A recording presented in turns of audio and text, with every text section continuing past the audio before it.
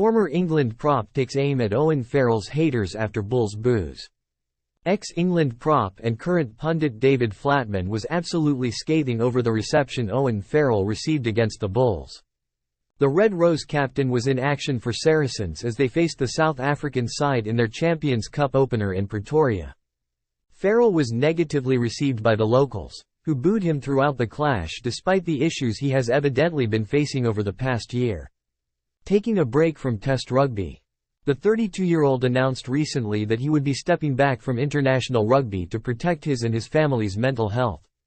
That came after he was booed throughout the Rugby World Cup, even by England supporters, while he has also been a regular target for trolls on social media.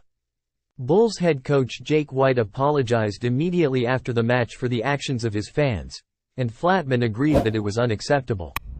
Just to separate it, I don't mind a little bit of booing of opposition players when their names are announced and a bit of sporting hostility. A bit of pretend sporting hatred. I don't mind that, he said on ITV Sport.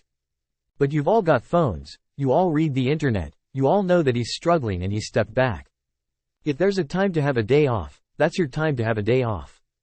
Farrell is highly regarded by his peers but does not appear to have the same respect from the supporters, both in terms of his character and overall playing ability. Flatman has therefore urged the fans to listen to the opinions of those who play both with him and against him, and who rate the playmaker as one of the best in the world. Top 5 player. All the people that are sending him abuse on social media and are booing him, they will have players that they idolize that they think are great and whose opinions they think are valid, he added.